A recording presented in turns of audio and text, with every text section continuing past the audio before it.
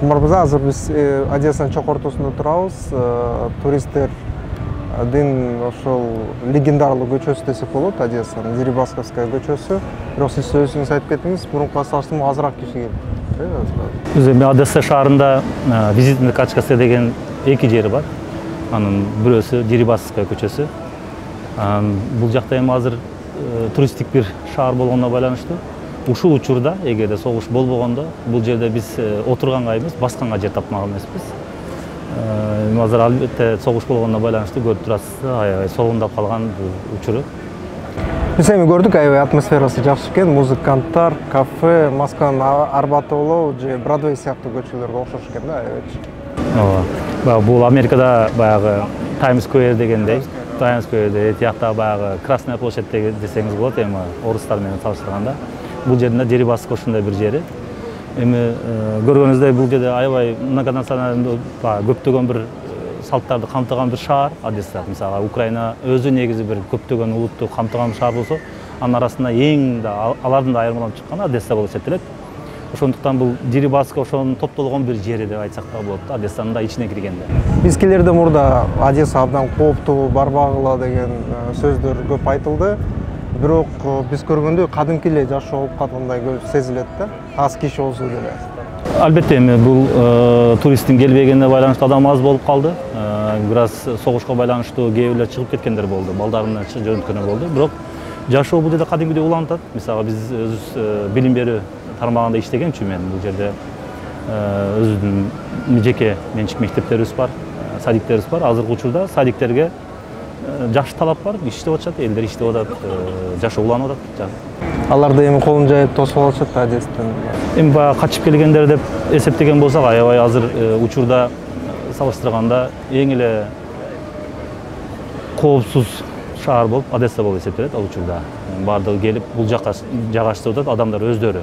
Анан мамлекеттин да жеке бир өзүнүн тандоосунда азыр Одессага келип, ата энеси калып калган балдар, үйсүз калып калгандар баардыгын Одессага которуп чыгат азыр. Сиз өзүңүз канча болду жашаганыңызга Одессада? Мен Одессада жашап деп айтыш кыйын, мен негизи бул жака келип турам.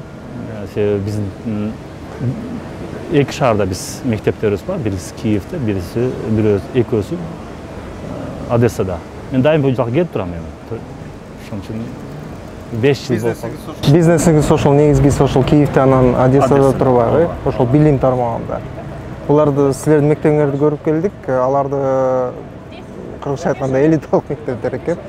Ошол эң мындай акчалуу десек болот, эң ошол балдарына жогорку билим берейин деген ниетте ата-энелер өздөрүнүн балдарын тапшырышат окшойт, сиздин мектебиңизде. Биздин мектептин статусу эл аралык жеке менчик деп эсептелет. Биздин мектептин өзгөчөлүктөрүнүн бирөөсү биз бир эле учурда ошо жергиликтүү аттестатты, анан ошол учурда эл аралык аттестат дагы беребиз бул жакта.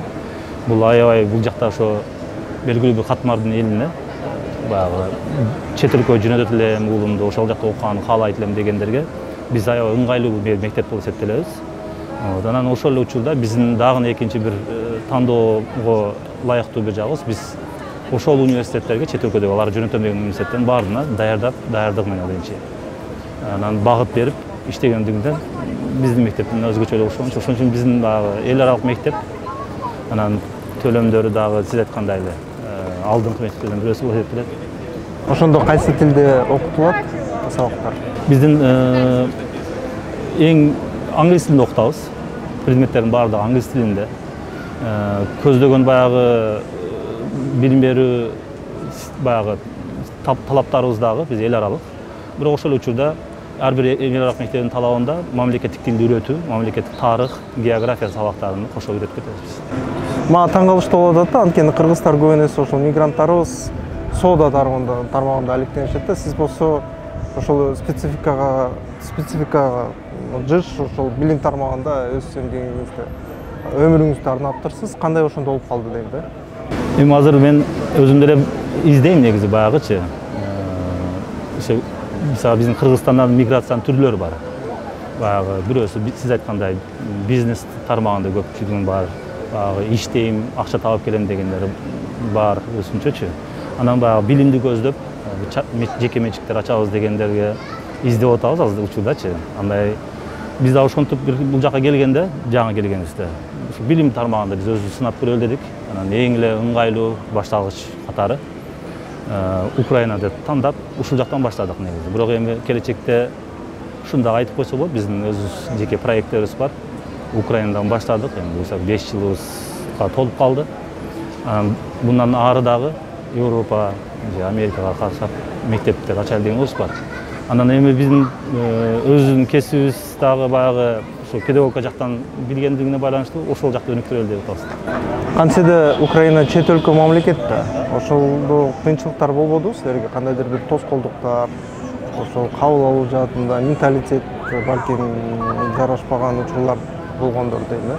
Биз жаңы бул ишке баштаганыбызда ар кандай ой пикирлер айтылды бизге. Мындай көз караш болот силерге, тигиндей көз караш болот дегендей. Бирок биз алардын баардыгын эми четке кактык, себеби биздин Кыргызстандан чет мамлекетке чыгып бир мектепти жетектейм, бир мектеп ачат элем, бир мектепти негиздейбиз деген бир мисал жок. Бир пример дагы жок да биздин жаныбызда. Анан биз баардыгын уктук, конечно. Аларды эске алып жолго чыкканыбызда, может алардын айткандары да бизге плюс болгондур. Бирок биздин бул ишти баштаганда, даярдыгыбызга караганда баштаганыбызда эч нерсе көрбөдүк десек туура келет да. Бизге эч кандай кыйынчылык деле болбоду.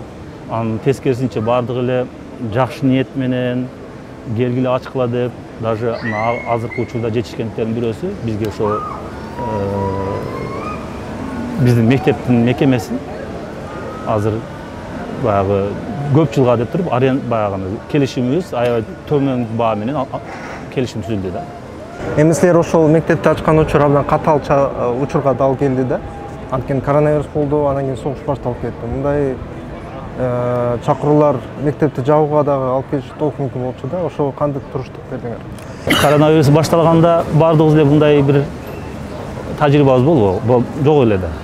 Бирок биз мамлекеттик мектептердин баягы башка ишкерлердин иштерине караганда бизде башка тандоо болбоду да. Биз бул жерден чыгып кетишибиз керек дедик да. Анан кийин отуруп иштей баштаганыбыздан кийин биз көрдүк, что ошол коронавирус учурунда, пандемия учурунда башка мектептердин бул ишке кайдыгер караганына байланыштуу биздин мектепке которула баштады да окуучулар. Анан биз ошол эле учурда буну бир возможность катары көрүп, биз бир мектепти ача калдык да.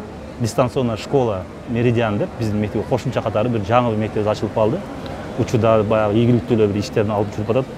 И ушул ачкан мектебибиз, дистанционный школа мектебибиз деле муну азыр согуш башталып кетти. Аябай талапка ээ болуп атат. Себеби окуучуларыбыз Украинанын эли четке чыгып кетти, барды. Балдары өзгөчө балдары четке чыгып кетти. Анан мында караганда белгилүү бир катмар баягы десек, колунда бар катмар десек, алар чет мамлекетте жүрөт, биздики менчик болгонуна байланыштуу ал колунда бар катмар.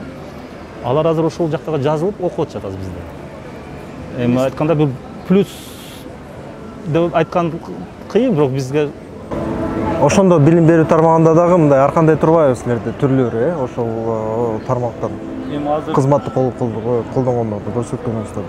Кыргызстанда жеке менчикти ачуудагы эр жигиттердин саны аябай көп. Аларды наоборот колдоп келем мен негизичи. Алар менен бизге карым катнаштарыбыз бар.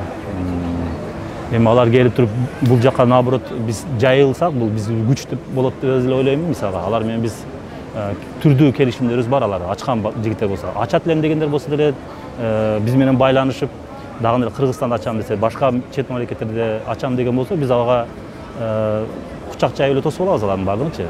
Анан наоборот айтмак элем мен негизичи ачкыла мектептерди Кыргызстанга эле эмес, Кыргызстанда мисалы 6 миллион калк бар эми. Ал жакта эмес, башка мектепти ачса, ал жактан алып келген тажрыйбалар менен эртең бүрсү күнү кайтса, чоң бир тажрыйба болот деп ойлойм. Бул көчөдө билинбегени менен Украина азыр согушуп аткан мамлекет да, ачык айтканда. Анан кийин өзгөчө ошол билим тармагында дагы чоң сокку болду. Силердин де билим мектептериңерге деле ошондой сокку болуп жатат. ошого кандай туруштук берип жатасыңар, эмне кылып жатасыңар, кандай чакыруулар болуп жатат, эмне кандай күрөшүп атасыңар, ошол боюнча айтып берсеңиз. Эми биринчиси эле согуш башталганда ошондон башташ керек. Негизи биз 24 февралда эч кимибиз даяр эмес элек. Себеби биз бүт продукталарыбызды алып, даярдыктарыбызды түзүп, эртең мененки баягы завтрагыбыз даяр болчу да, негизичи таркаганыбызда. Эми башталгандан кийин, конечно, биз азыр кандайча кетти? Окуучуларыбыз бир эле учурда таркап кетти. Анан биз мектеп катары эмнени ойлодук? Эки түрдүү жардам бере алабыз дедик. Негичи бир психологиялык жактан окуучуларды биз баягы ушул учурда жардам берели дедик. Окуучуларды окутуп, аларга жардам берип, психологиялык жактанчы. Анан жеке башка мамлекеттик мектепте да иштеп келдик. Экинчиси анан кийин бул орто баягы линияны тандадык биз негизичи. Биз тынчтыктын жарчыларыбыз, согуштун эч кандай бир түрүн колдобойбуз. Демек биз эмне кылабыз дедик? Каякта биздин жардамыбыз тийсе, ушул багытта. Бардык жардам берүүгө аракет кылдык. Сиз өзүңүз канча бул жолу болуп атат силерге? Согуш эмне менен бүтөт? Кандай болот? Биякта эле кала бересиңерби, өз ишиңизди улантып же? Биз бул согуш башталат, башталбайт, ыктымалдуулугу бар жок деп ушуга чейин көптөгөн анализ жүргүздүк да. Анан бул анализдин эч бирси дал келбеди. Анан азыр деле биз түрдүү анализдер жүргүзүп атабыз, бирок мен ойлойм бунун эч бири дал келбейт, бирок ичибиздеги ниетибиз ушул эле. Согуш болбосо жакшы болот эле, эми эртерээк бүтсө жакшы болот эле. Анан бул жерде калуу жерине караганда бул Адил мырза мындай да, мага мен отуруп чече турган бир маселе эмес да булчу. Мындай караганда мен азыр согуштунда болсо мен кетип калам, согуштунда болсо мен калып калам дегенди айта албайм. Себеби мен бул жерде кол астында 300дөн ашуун адам иштейт. Анан 800дөн ашуун окуучулар бар. 1600 ата энем бар. Андан кийин бул жерде достор бар. Эми бул жерде аябай көп досторубуз бар. Алар менен мен жакшы күндөрүндө бирге болдум да. Мектепте ачтык, түрдүү рекламада кылып мен баланы окутам дедик.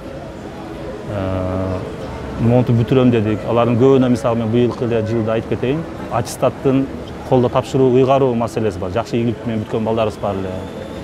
Анан аларга биз церемония вручения кылып, официалдуу тапшыралы дегендерибиз бар эле. Эми ошолорду баарын өз ордуна койгондо мен бул жерде алып туруп мен кетем, калам деген мага калган нерсе да. Адамдык сапат менен караганда мен бул жерде калышым керек да.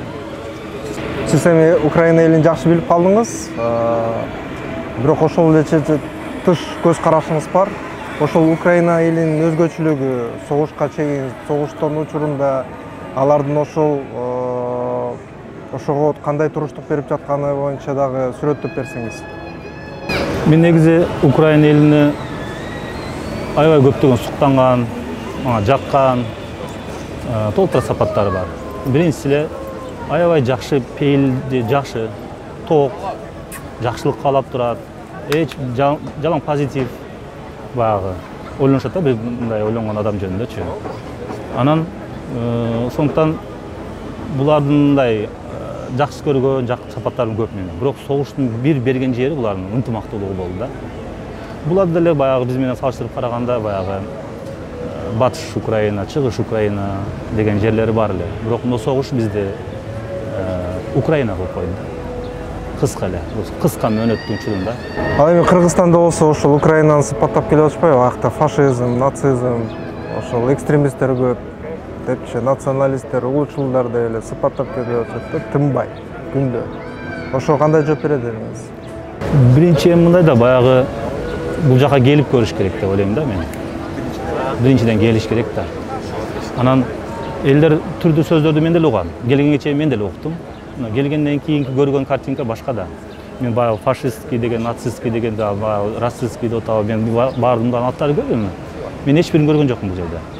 Анан бар болсо бирөө айтыш керек да, баягы. Анан такыр келбей туруп бир анализ жүргүзгөндөр болсо алар дагы айтыш керек. Себеби определенный башка бир нерселерди карап айтып аткан болсо мен түшүнбөй аткан болушу мүмкүн алардычы. Бирок мен учурда мына бул жерде жашап атам, иш жүргүзүп атабыз.